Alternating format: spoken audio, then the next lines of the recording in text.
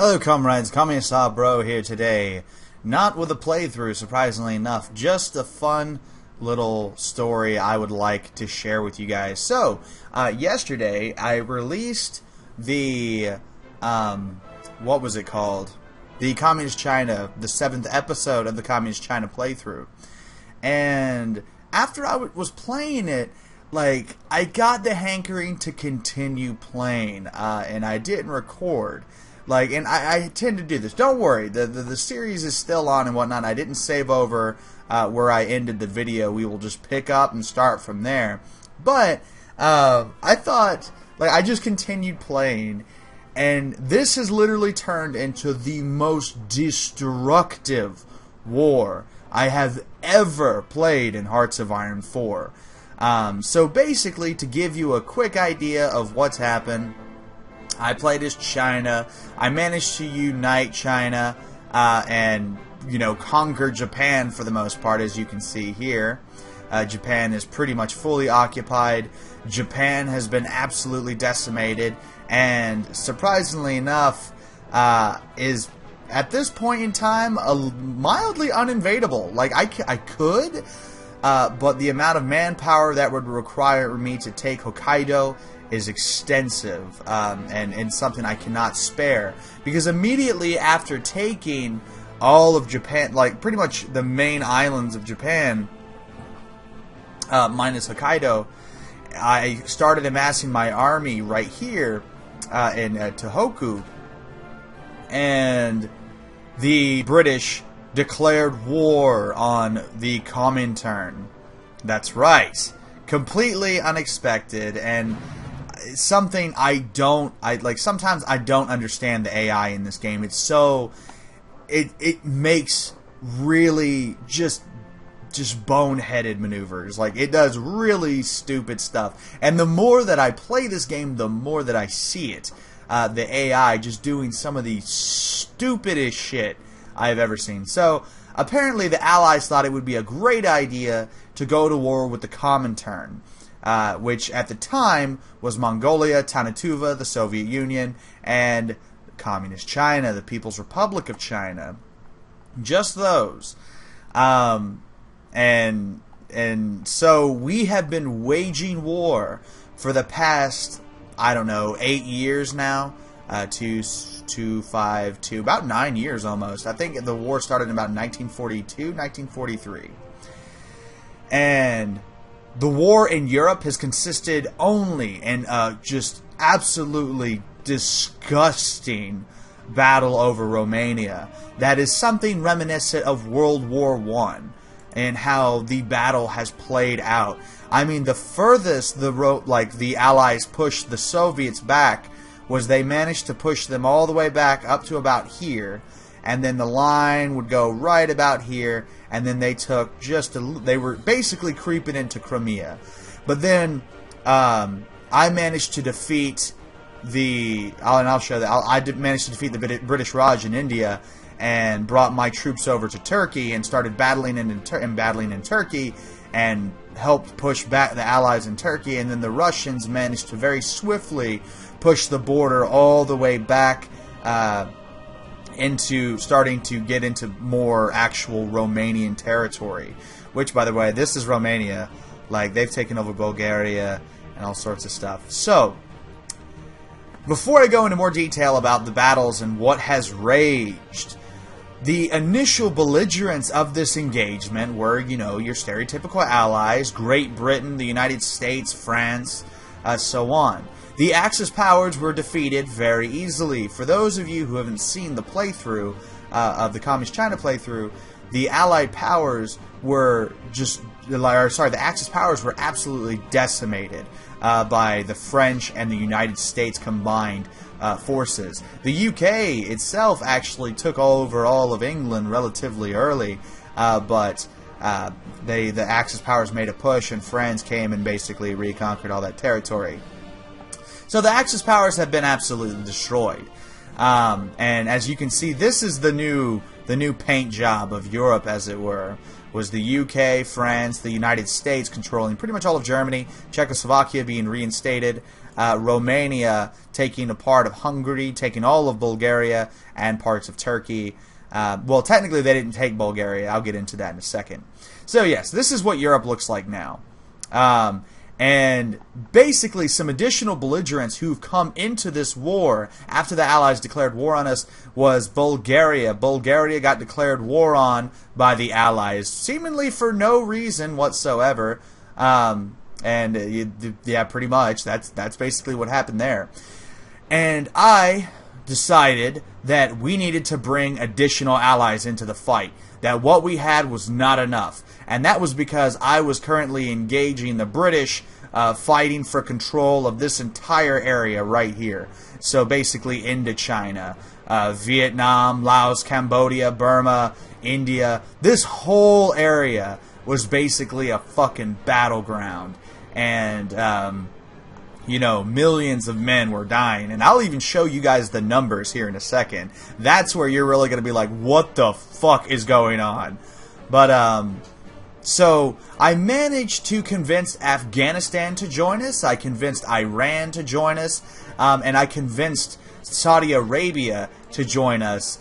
As you can see, Saudi Arabia has been absolutely demolished. The Iranians have lost millions of men. Like, the reason why you don't see many divisions left is because they have been devastated. Their population almost completely wiped out.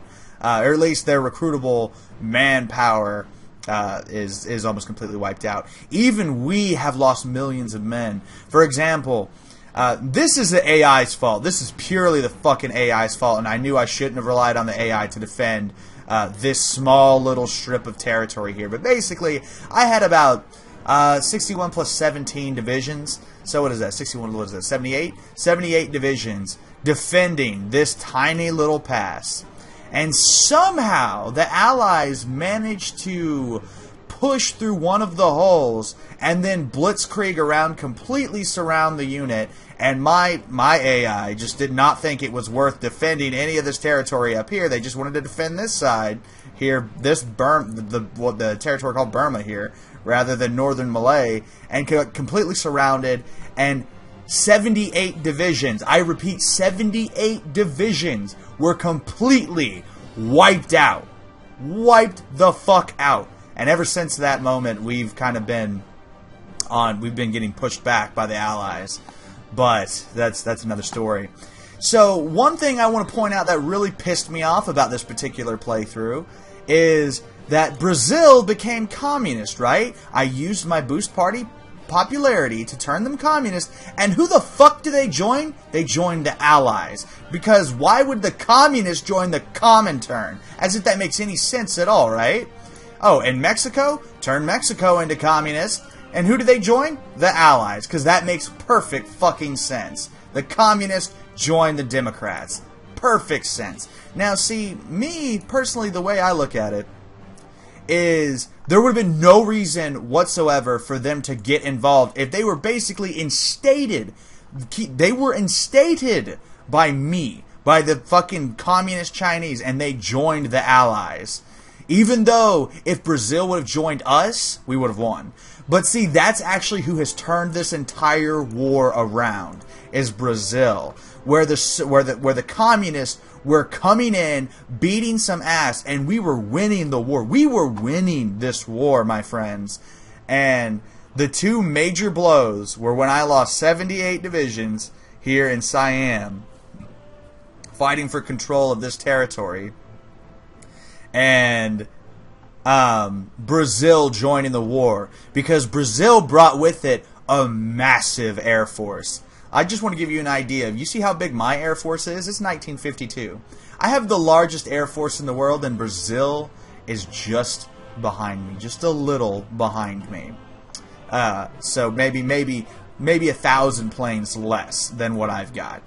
But basically, that combined with the Allies' firepower, they're pushing us back, and it's been inevitable ever since I lost the 71 divisions. And this, I know you're probably saying, how the hell did you let France do this? You know what?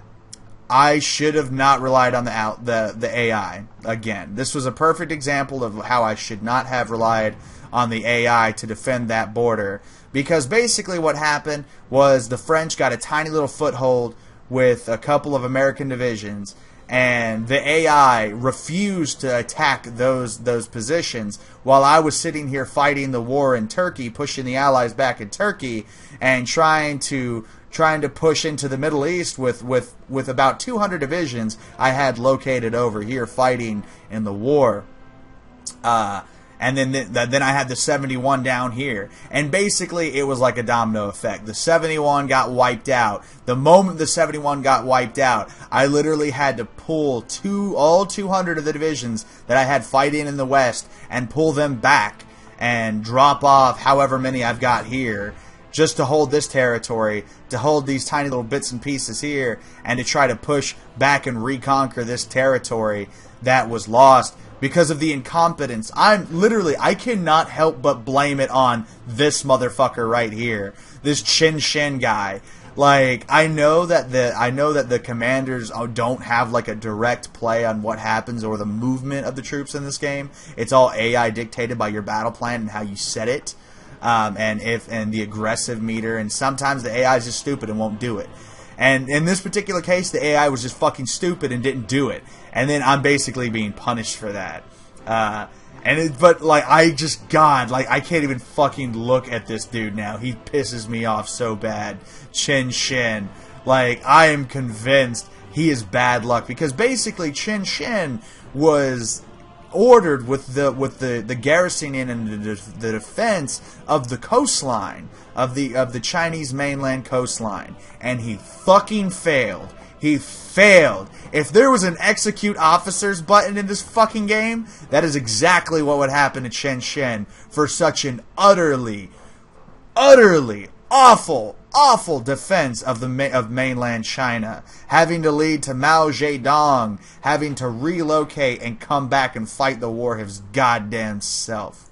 So anyway, I've been talking a lot and rambling about a lot of different stuff, and I think one of the funniest things is that I managed to turn Britain into communist, but you best believe they're still at war with me, because this game does not have a proper it doesn't have a proper diplomacy system.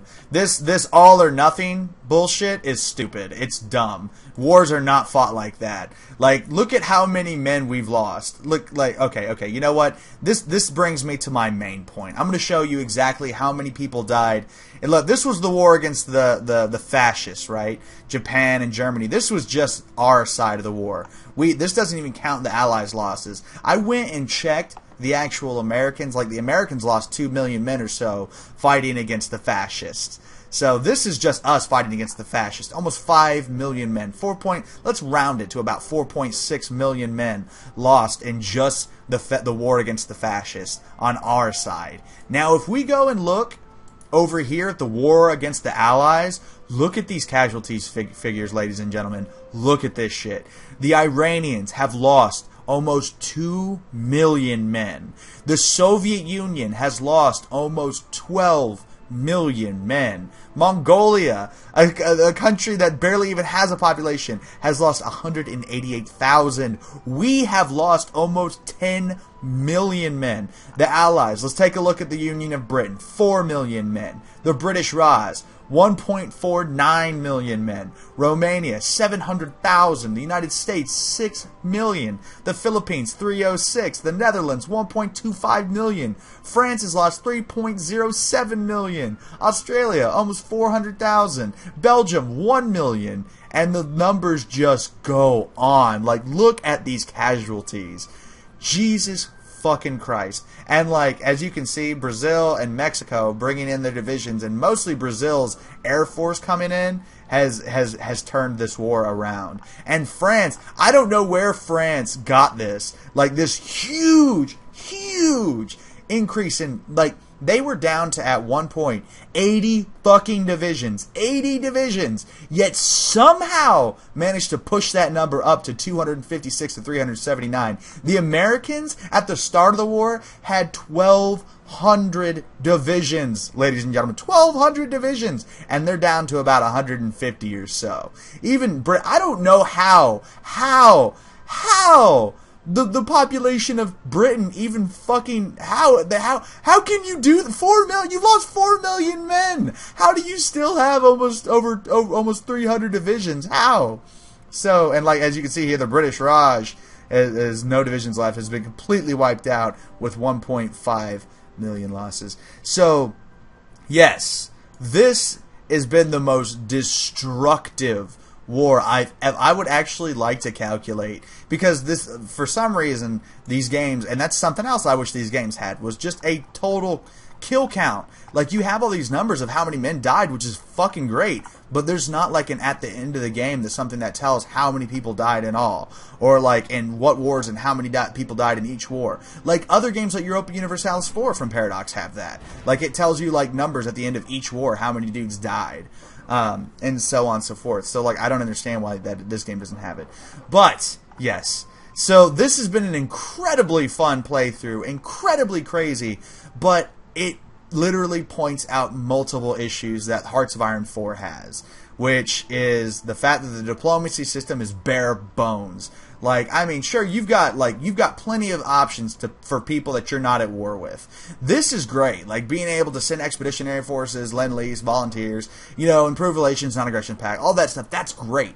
But once you're at war with somebody, it's just all or nothing, and I don't like that at all.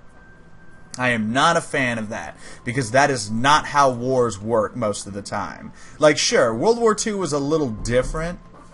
Like, I know World War II was different, but World War... And it's because, like, the demands for surrender were unacceptable. In the sense of, like Germany wouldn't accept it, or you know, Benito Mussolini in Italy would not accept the terms of surrender that were provided. But this is not to say that those options were completely non-negotiable. All of Paradox Interactive's games feature incredibly in-depth, basically, systems that allow for surrender, or they allow for defeat and rewriting of borders. Not this, like, you have to be completely and utterly annihilated and lose all of the gains that you made or whatever. Like, just gotta be completely destroyed and ripped apart.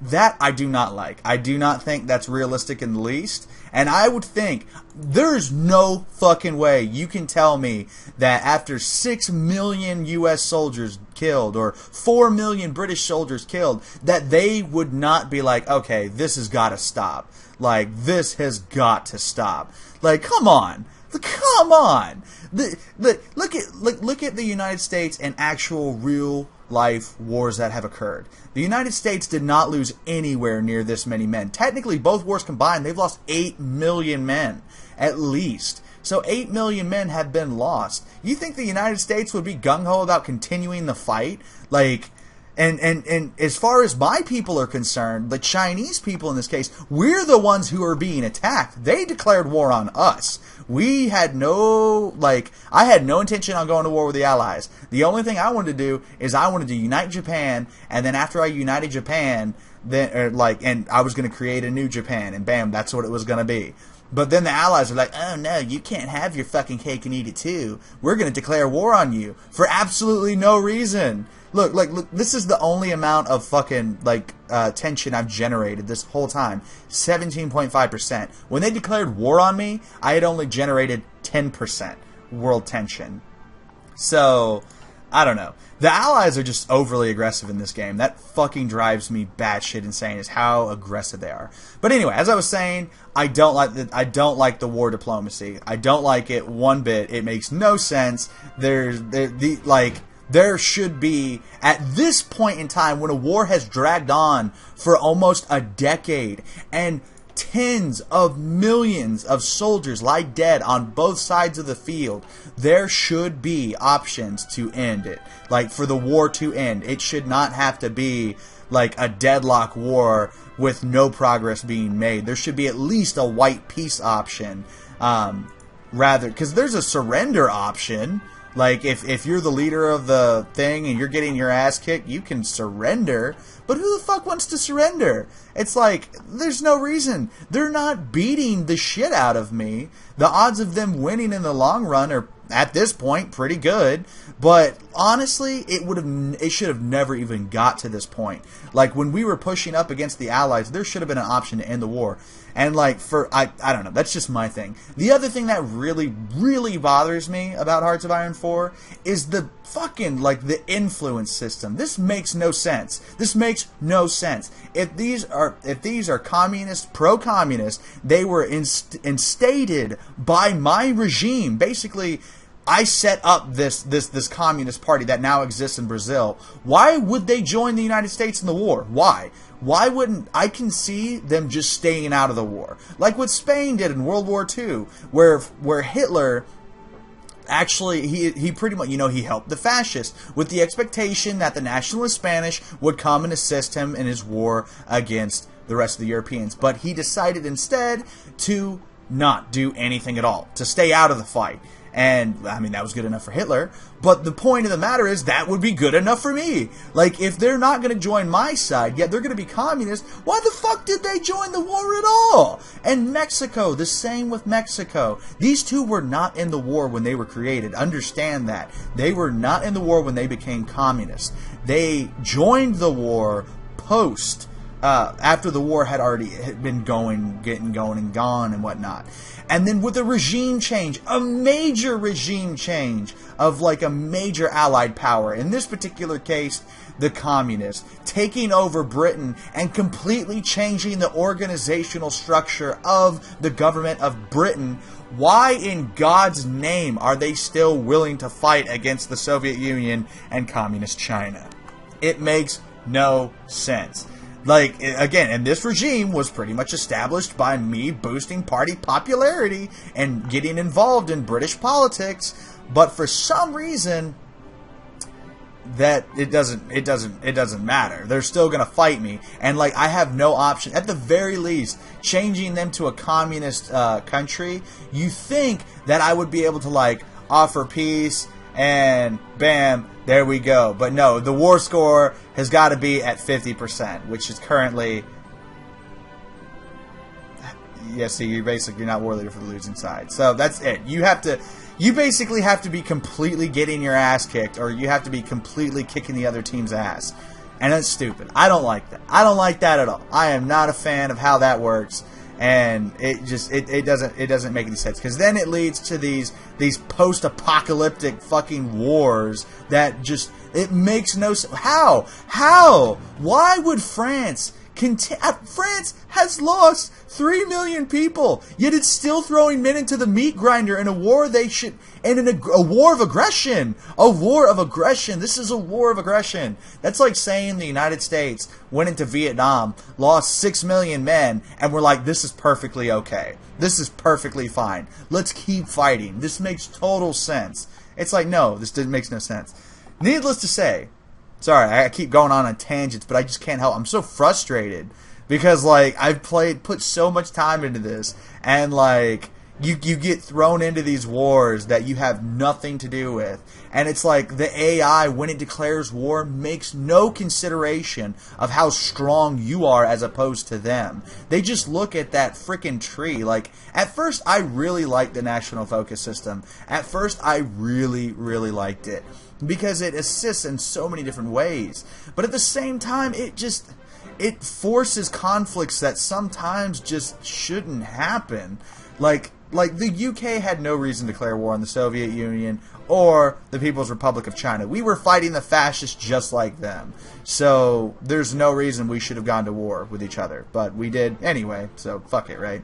But anyway, I've been bitching a lot. I just wanted to show you guys and share this with you guys. I wanted you to see the most apocalyptically destructive battle I have ever played in Hearts of Iron 4. The war's not even over yet. It's not even close to being over yet. I'm going to push the French out one more damn time, and then they're going to push up through Siam, or the Allies are going to finally break the deadlock in Romania and proceed to defeat the Soviet Union and eventually defeat me as well. But you know what? The war is not over. So, this has been Commissar Bro. Thanks for listening to me complain, but I also hope you have some pretty cool battles yourself with Hearts of Iron 4. And with that, I'll see you guys next time.